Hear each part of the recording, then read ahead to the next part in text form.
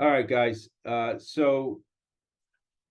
first thing I want to do is just go through a blanket needs analysis and explain to you why we ask the information and how what you're supposed to do with the information, so to speak. So again, we're doing training on a needs analysis, and we're going to start with the why behind all the information on here. Okay.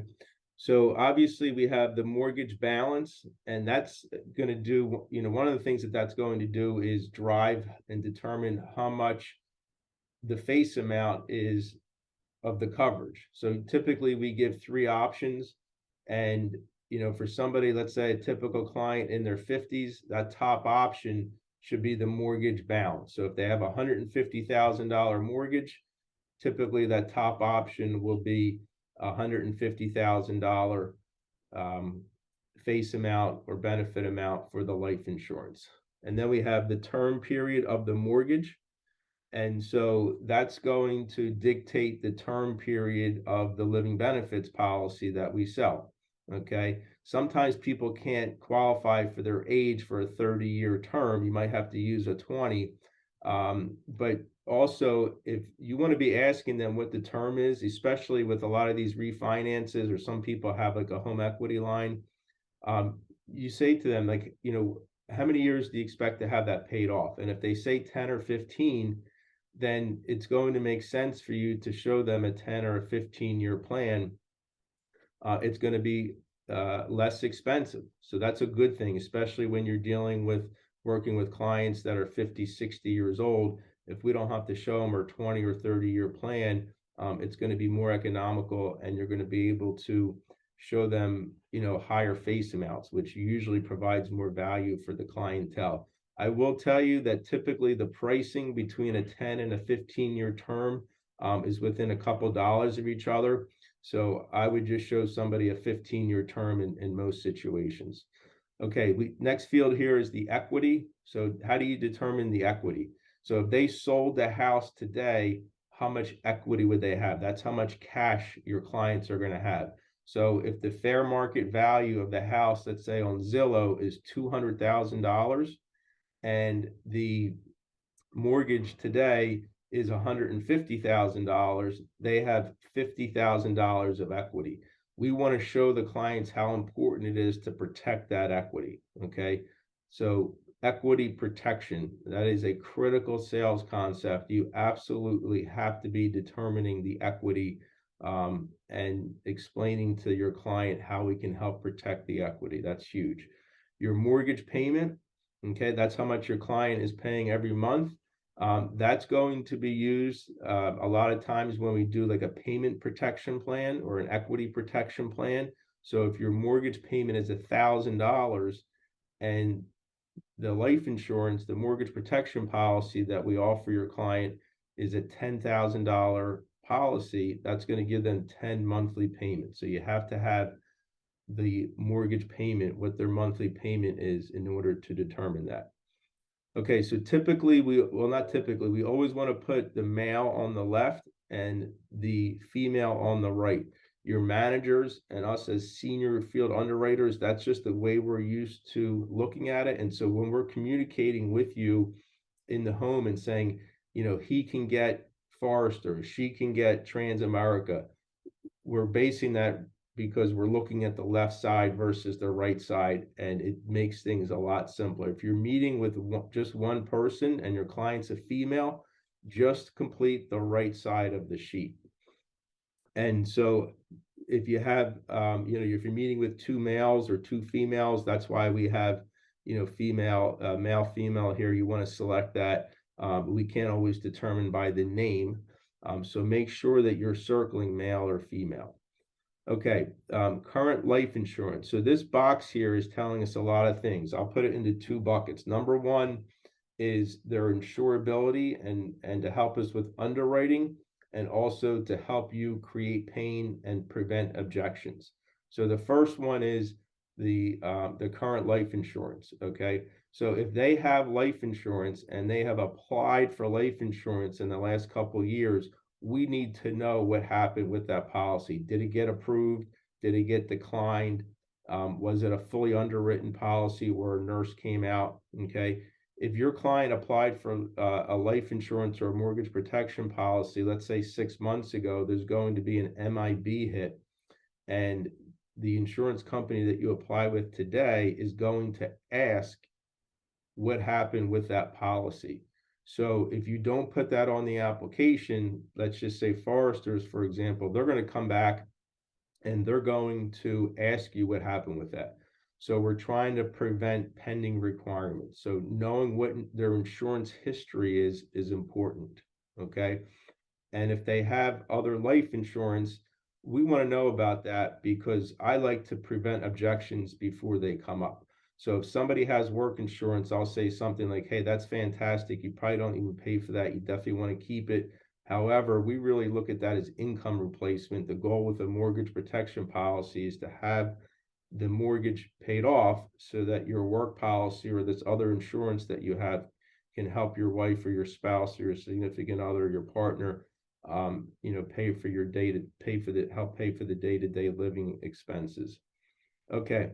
The next box here, what do you have to help pay the mortgage in a financial emergency? We have this box for two reasons. Number one, it's going to help you identify opportunities for retirement solution referrals. That's going to be like the IULs and the annuities. And then, like old 401ks we can roll over. And then also it can be a source of pain. So if they don't have any savings, if they don't have any 401ks, then if something happens to the primary breadwinner, there's going to be financial devastation. Also, you want to use this as an opportunity to prevent objections as well. So sometimes a client might say to you, well, I don't really need the mortgage protection. I've got this 401k.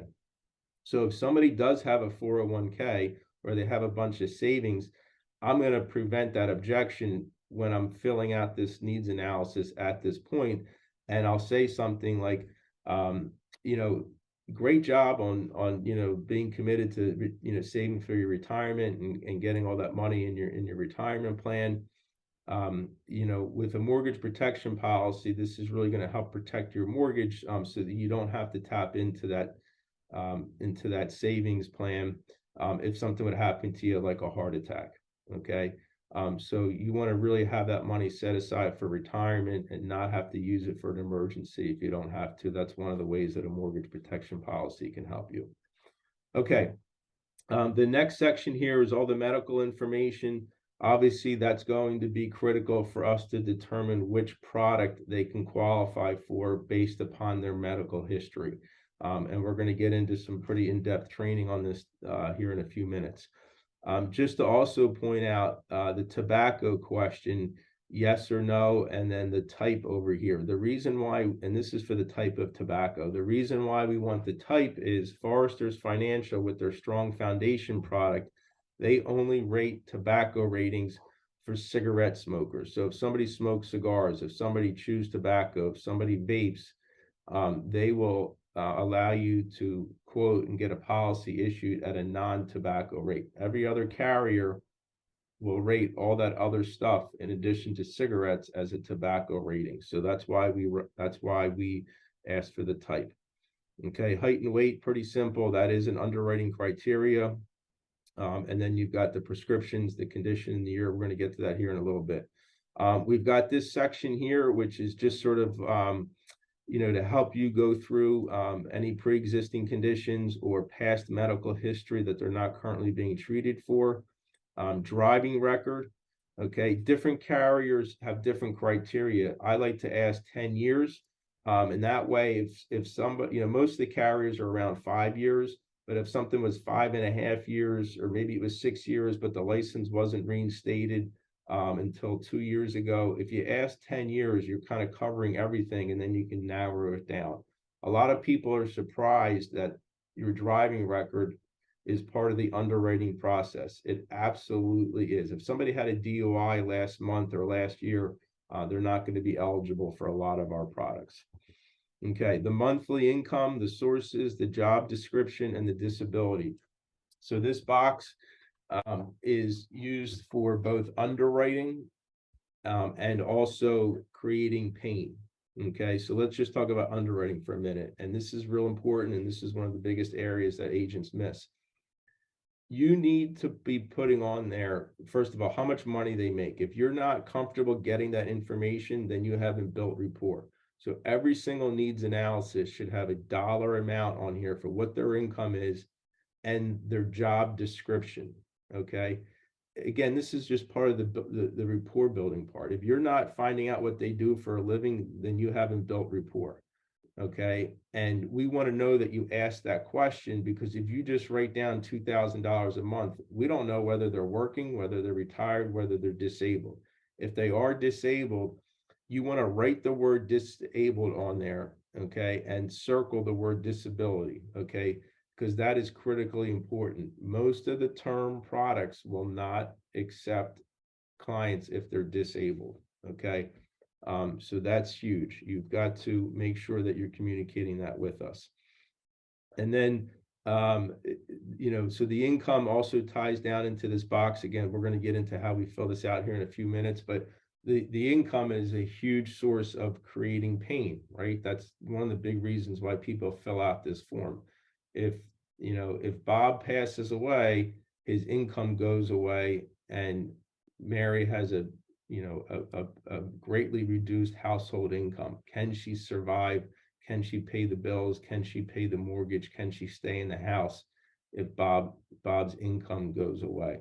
So you have to be able to drill down into the income to to create the pain and really help identify the need. Okay, so now let's transition to what it looks like for me in the home, and how I go through this part of the in-home presentation. So first of all, I'll just kind of give like an analogy of a scale of like 1 to 10. Okay. And so you have to do a good enough job in the home to get the information, but you don't want to scare your clients. Okay. But you are asking personal information. If you've done a good job of building rapport and connecting with your client, it's going to be a lot easier for them to talk about their medical information. Some clients will talk to you for hours, or they'll talk to strangers for hours about their medical history. They just love talking about it. Other clients are going to be a lot less likely to talk about it. So on the scale of 1 to 10, 1 is you're not really digging in enough, you're too timid, and you're not getting the information, and it's going to result in a decline. A 10 is, you're too much in their face and you kind of scare them. Okay. And so they're going to just clam up, and they're not going to want to give you any medical information. So we have to kind of find that sweet spot, a 5 or 6, in order for us to get the correct information without, making it feel like, we're giving your client an actual, colonoscopy. So I like to set up the needs analysis by using the bottom third of this document. And I'll say something like this to the client. So Bob and Mary, let me just take a minute and explain to you the approval process, so you understand some of the questions that I need to ask. So the good news is there's no medical exam required as long as we both do our job today. And remember, I'm your advocate. So my job is to get you approved as quickly as possible. So when I say no medical exam, that means we don't have to send out a nurse. We don't have to stick you with any needles, take urine samples, or nothing like that. It's a very simple, quick process. The insurance companies are going to look at electronic reports. The first one they look at is called a prescription history report. And the second one is called the MIB, Medical Information Bureau. Just think of that as like a motor vehicle report that shows your medical history. Okay. So for example, like if I went to the doctor last week and I had a colonoscopy done, that's going to show on this report. And then I need to provide an explanation to the insurance company on my field underwriting report what the results of that colonoscopy are. A lot of medications are dual treatment. So again, I just need to provide a brief explanation on my field underwriting report. That goes on to the application, which gets submitted today. And as long as everything matches up with my report and the electronic records, then they can offer coverage. It usually takes anywhere from 1 day to about 5 days. So as long as we're truthful with each other and provide good, accurate information, there shouldn't be any issues with getting you approved. Okay. Now, so we transition over to the needs analysis, and I will bring this up, and Randy is going to be Bob. And for time purposes, I kind of made Mary's pretty brief. We're going to go through Bob in a little bit more detail, and then I'll give a couple of things for Mary. So, Randy, are you unmuted there, bud? Yes, sir. All right, perfect. All right, Bob. So let me just confirm a couple things here with you. We've got the mortgage balance at $175,000. That's correct? Yeah, that's right. Okay, excellent. And so you guys just purchased the home, right? It was not a refinance? Yeah, Mary and I just bought the home. Yes. Okay. And how many years is the mortgage for? It's a typical 30-year mortgage. Okay. All right, gotcha. And so what was the actual purchase price of the home? We put down like $50,000. So Okay, so you purchased it for about 225,000, so that gives you about $50,000 of equity. That's great.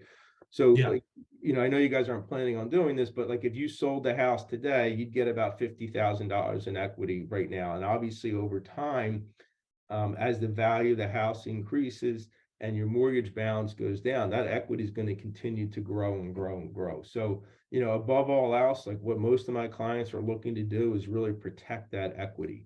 Okay, so God forbid, like let's just talk about worst case scenario here for a second, Bob. If something happened to you, and Mary had to sell the house Mary had to sell the house, she would, be able to get today $50,000. Now, even worse than that, if Mary couldn't pay the mortgage and the bank foreclosed, the bank is actually going to get that $50,000 of equity. And over the next 10, 15, 20 years, that 50,000 is going to be, a couple $100,000. And that's equity that you guys are going to be building up over time. And we want to make sure that we're protecting that because, that's really for you guys and your family, certainly not the bank. Does that make sense? yeah, I didn't realize that. Thank you for explaining that. Okay. Great. Some people think if there's a foreclosure sale, the family gets the equity. That's not the case. The bank does. Okay. And what's your monthly mortgage payment, including like your taxes and escrow and everything? Mary normally handles that, but I believe it's about $940 a month. Okay. Excellent. All right. And your date of birth, Bob? It's June 22nd of 71. Okay.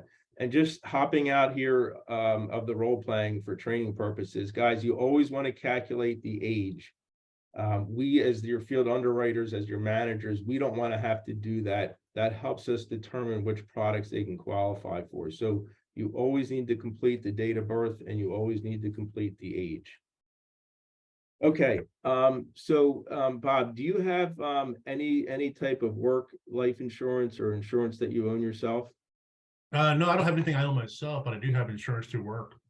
Okay, perfect. Now, do you know if that's a living benefits policy or do you know what that is? I have no idea what that means. Okay, I'll be able to go through that here in a couple minutes. That's going to be part of the, some of the features and benefits that we may be able to offer you depending on what you can get qualified for. And how much did you say your work insurance was? It's about $150,000. I don't pay much for it at all. Okay, perfect. Yeah. So, I'm work insurance is great because like you said, you may not, you pay a little bit. Some employers cover 100% of that. The problem with the work insurance, it's like a rental car. So like when you leave work, if you change jobs or if you get fired or you quit, you're going to lose that coverage and it might be a challenge for you to get insurance at that time because you may have had a medical event you just don't know. So with a mortgage protection policy, you will actually own this coverage, right? I talked about this in the beginning of the presentation. The bank doesn't own this coverage. You own it. It's portable. Nobody can take it away from you. Also, most of my clients look at the work insurance as income replacement. So the goal here is, if something would happen to you, Mary can have the mortgage paid off or most of the mortgage paid off with our coverage. And then whatever work insurance she may get, would be income replacement to take care of other household bills. And so do you have any kind of savings or 401k, like if something would happen to you, and you were out of work or something, any kind of emergency funds? We have $100,000. I have $100,000 in 401k. Okay, awesome. And Mary, how much do you have? So I'll get the info, I'm kind of going back and forth between husband and wife when I do this. Okay, so you have $100,000 in the 401k. Well, congrats and building up a nice little nest egg. Obviously, that's going to continue to grow over time. Again, another benefit with the mortgage protection policy is that's going to allow you to get benefits and not have to tap into the 401k, because that 401k is for retirement purposes. If you start having to peck away at that, before you retire, that's going to impact your retirement. By the way, when you guys retire, what are your dreams for retirement? You guys want to move to a sunny beach somewhere? Yeah, we always thought about Florida. Florida's pretty nice. It's cold in Ohio, so. Okay, nice. Yeah, my wife and I are looking at some places in Florida as well. So cool. So that's awesome. Well, maybe we'll live near each other down there. Awesome. Okay. All right. So let's get through the medical history here real quickly. And actually let me go through the income here real quickly, just so I can get an idea as to really what the need is, and then we'll see what we can get you qualified for. So you're a truck driver, right? Yeah, that's right. Okay. And what's your net income per month? I take home about $6,000 a month. Okay, gotcha. And what about Mary? Does she work? She's a disabled. Okay, gotcha. And Mary, what's your income approximately a month? Oh, $900. Okay, and that comes from Social Security disability? Yes, that's right. Okay, perfect. Okay, so Bob, you make 6,000, Mary makes 900. That's a total of 6,900 for the household. Now, Bob, if something would happen to you, okay, God forbid you didn't come home tomorrow, that 6,000 goes away, right? That's correct. Okay, gotcha. Okay, so what I like to look at is, what I call like the income without the spouse, and this really gives us a clear picture as to what could happen here. So Mary, your income is going to go from 6,900 down to 900. That's a substantial drop. I assume you wouldn't be able to stay in the house on that $900 a month income. Is that correct? Yeah, because the mortgage is $940. No way I could keep that going. Okay, all right. So it's a pretty clear picture, and this is a common situation that we see, and this is, I assume, like the main reason why you filled out the mortgage protection form, and really, there's definitely a clear need here. So let me spend a few minutes here and see what we can get you qualified for, and I'll be able to give you a few options. Okay, Randy, we're kind of running up on time here, so let's zip through this real quickly. So Randy, if you could grab your medication bottles for me real quickly, I do have to verify the information on there. Okay. Great. I'm glad you were able to get the bottles. Perfect. And let me just start and ask, have you ever had any major medical events like a heart attack, stroke, cancer? I had a stroke back in 2018. Okay, gotcha. All right, so let's go through the medications here. And so I'm actually picking up the bottles, guys, because they're on the table. Okay, I'm not, it's easier if you can do that. So I see metformin here, and I assume you take that for diabetes? Yes, diabetes. Okay. And when did you start taking that? 2015. Okay. Take it. Gotcha. And lisinopril, now that is a dual treatment medication. Why do you take that? It's just for blood pressure maintenance. Okay. And I see Plavix here. When did you start taking that? When I had my stroke in 2018. Okay. And you're still taking it? Yes. Okay. Now, is there any other medication that you're not taking, that you've taken in the past? I'm trying to think. I did have a surgery, but they only gave me one-time medication for that one. So, do you remember what it was? I think it was hydrocodone or hydro something. It was a pain medication, but it's just for that after the surgery. I only did it once. Okay, gotcha. And when was the surgery? I stopped taking it in 2018. So it was in this 2017. Okay, gotcha. All right, now let me just go through a list here, and this is like, you know, general medical conditions. If you ever diagnosed, if you ever took any medication at any time in the past. I know you said the stroke and I know the blood pressure, but any other heart or circulatory issues, like if you had a heart attack or a stent, have you ever been diagnosed with heart failure or heart disease? No, nothing, just a stroke. I'm Okay. healthy. Um, have you ever had like cancer, liver disease, kidney disease, any kind of major or chronic disease or illness? No, none. Okay. And respiratory issues like asthma, inhalers, COPD, oxygen use? Don't know what COPD is, no. Okay. All right, no problem. Now, with the diabetes, have you ever had any kind of complications, or did they ever prescribe like a gabapentin, anything for like tingling feet or fingers, anything like that? Nope, I never had that either. Okay. Have you ever taken any kind of anxiety or depression medications ever? Nope, pretty easy going guy. Yep. Okay, perfect. Um, all right, guys, so that's how I basically go through the medications here. I do want to bring a couple things to your attention here. So for the blood pressure, I did not put the year that it was started. That's a mistake, right? You have to put the year that it started, okay? And so you'll see here, like for Plavix, the stroke, 2018. And so we want to know that, you know, when they started it and when they stopped, or if they're currently taking it. Okay, so I wrote down currently taking. And you'll notice with the hydrocodone, I put stopped 2018. So this really starts to paint a picture for us. Hopping over to Mary real quickly. So I just want to bring to your attention one thing here. So what I see a lot on the needs analysis is like someone will write 2 years ago. Well, with a lot of the major medical conditions, 24 months is a big deal. So if it was more than 24 months ago, then they can qualify for certain products. If it was within 24 months, they can't. And so if you write 22 years, we don't really know whether it's 24 months, maybe 23 and a half months, okay?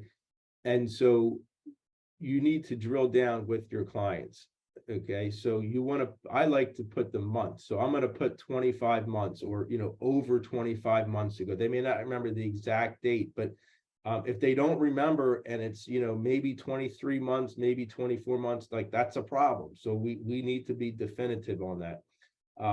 So again, you know, it's better if you put things like 25 months ago or more than 2 years ago, not 2 years ago, because that could be kind of vague. And then with cancer, you wrote that, you see I wrote on here, you know, 2-2022, that's February of 2022, no treatment after February 2022.